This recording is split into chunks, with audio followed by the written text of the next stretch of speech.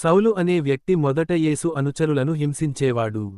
కాని దమస్కు మార్గంలో ప్రయాణం చేస్తున్న సమయంలో, అకస్మాత్తుగా పరలోకం నుండి ఒక గొప్ప వెలుగు మెరిసింది.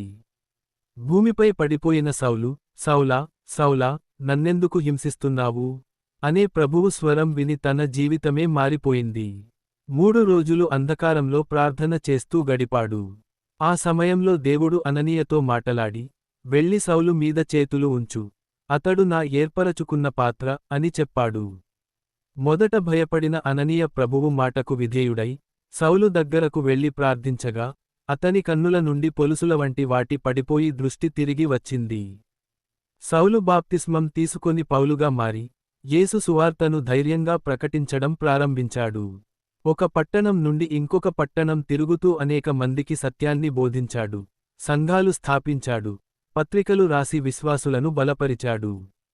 కష్టాలు, బాధలు, ప్రయాణాలు మధ్య కూడా తన విశ్వాసం ఎన్నడూ తగ్గలేదు.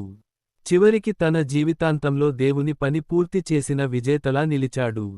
హింసించే సౌలు నుండి సువార్త ప్రకటించే పౌలుగా మారిన ఈ కథ, దేవుని కృప, మనిషిని పూర్తిగా మార్చగలదని చూపించే అద్భుత సాక్ష్యం.